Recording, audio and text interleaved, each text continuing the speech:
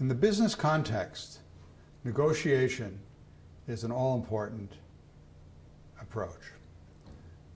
In other words, when we buy something in a retail store, it's usually for a fixed price.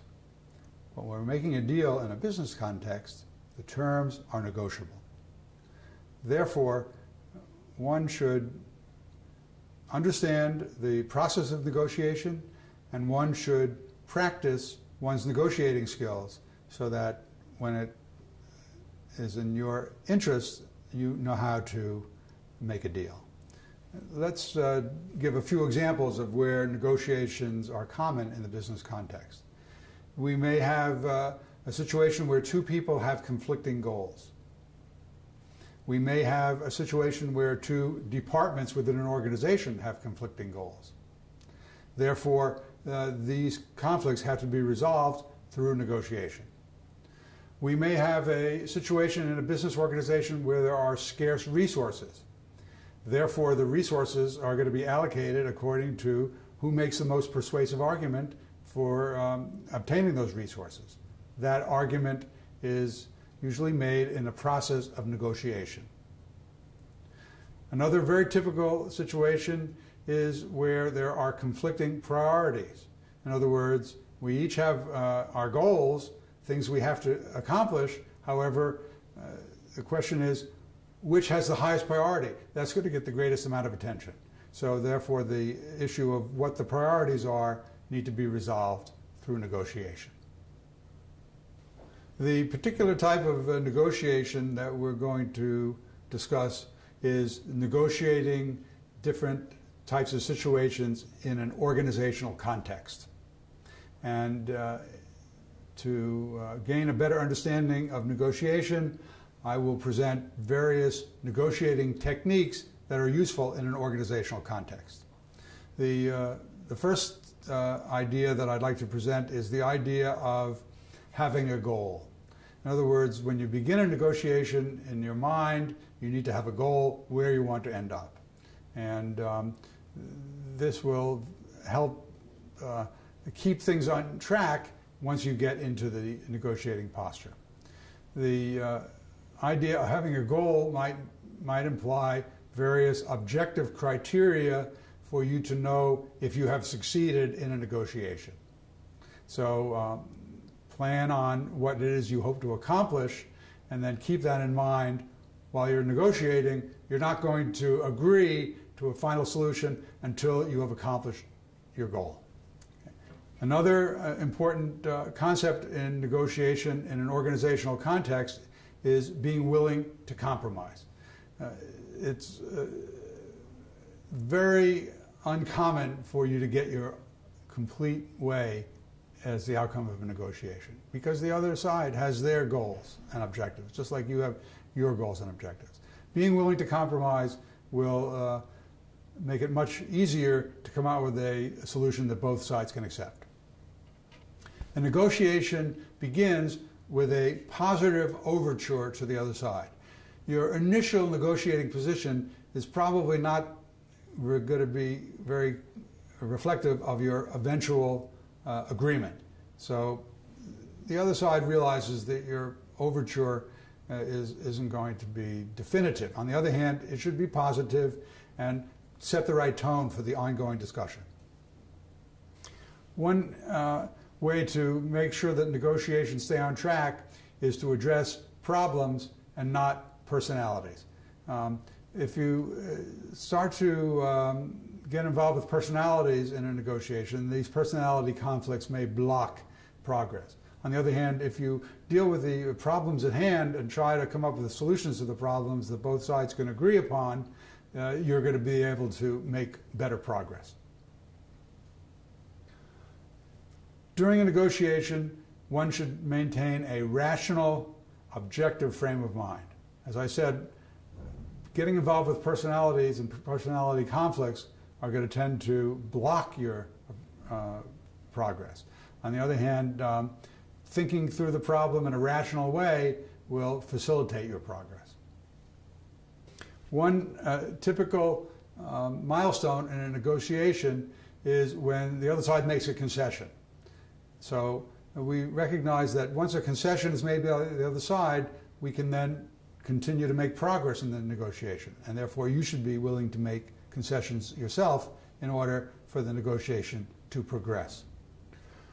Keep in mind that many deals are made only at the last minute of a negotiation. There's a lot of talk, there may be a lot of back and forth, and there may be an apparent impossible way to solve the problem, but then at the last minute you agree to make a deal. So be prepared for that last minute of the negotiation.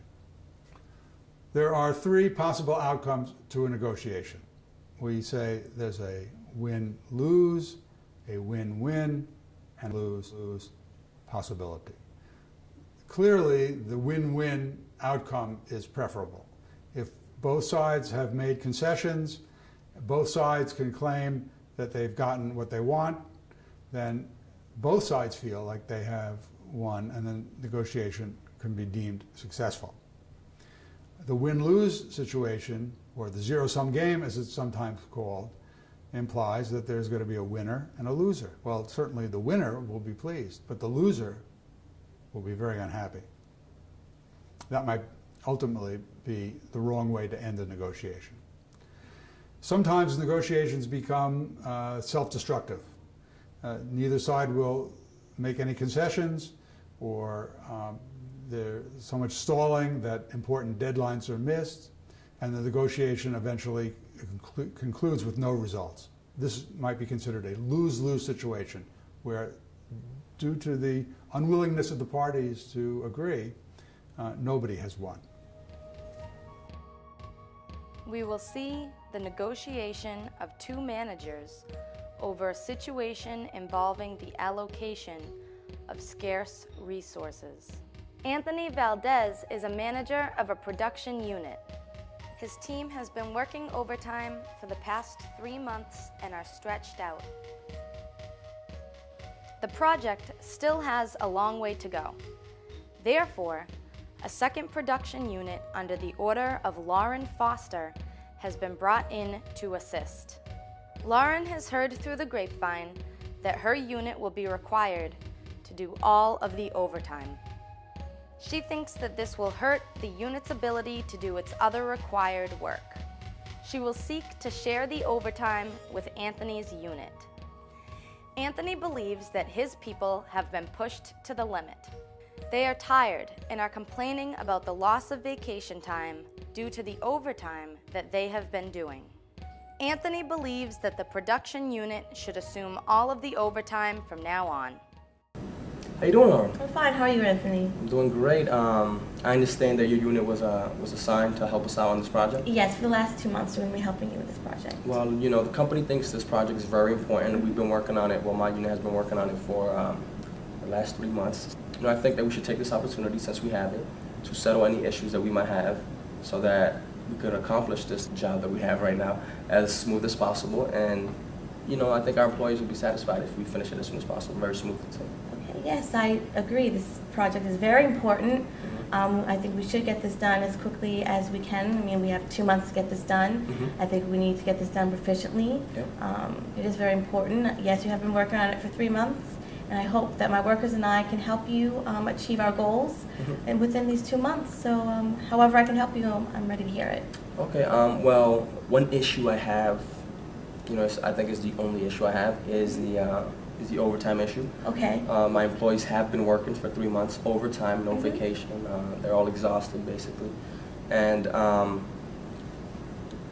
assuming, since your unit is starting out fresh, just jumping on into the project, I'm assuming that your unit should pick up most of the overtime. Okay. The only problem I have with that, the overtime, is we're here to help you. Yep. And my workers, along with this project, also have other projects that they're going to be doing. So they're going to be stretched out just as much as your workers are. Well, I can assign a few employees, maybe 1 or 2, to update your unit on the project, so it wouldn't be that much of a strain on them. but your unit would still be able to pick up most of the overtime since some of our employees will be updating you on that. Okay. I understand about the vacation, how tired they are. I'm just worried that my employees, if they take up the 100% of the overtime with you giving me a couple of your employees, that the job is not going to get done in the 2 months because they still need to be updated. I'm not sure exactly the details of this project and what's going to be going into it. I'm just afraid that the project is not going to be done within the 2 months that we need to get this done. You know, the most important thing is to get the project done within the 2 months. And you know, I'm not saying that you guys should cover all the overtime, but I think that you should pick up most of the overtime. Since my employees have been working overtime for the last 3 months, and there's only 2 months left, there can't be that much of a strain for the next 2 months. So I'm thinking that your employees should still pick up the slack on that. It's just that my employees are going to be new to this, and I don't know if they're going to be able to handle most of this overtime. I think it's only 2 months. I think that your employees can, with the help of my employees, can handle 2 months left. It's only 2 months of work they've got to do. Well, you know, this project is important to our company. I think that the project is not necessarily going to get done quicker by just adding more employees, especially employees that have already overworked themselves. I think it's important for the company to give their employees, you know, the proper vacation or rest time, not to overexhaust them or to exhaust them actually. I think that if you were able to pick up most of the overtime, my employees would get that rest and pick up the slack within those 2 months. Okay. What if we divide the overtime 50-50? What do you mean by that? We can 1 month. Your workers and my workers can take 50% of the overtime that 1 month. Okay, so you're saying the first month, my employees would say work the overtime or half of the overtime, and then the next month they would get their vacation and rest? Yes. So 50-50 on the overtime, basically. Yes, between our two units. Well, I think the shifting between the months would be great. You know, that would give them time to rest. It seems like a reasonable idea.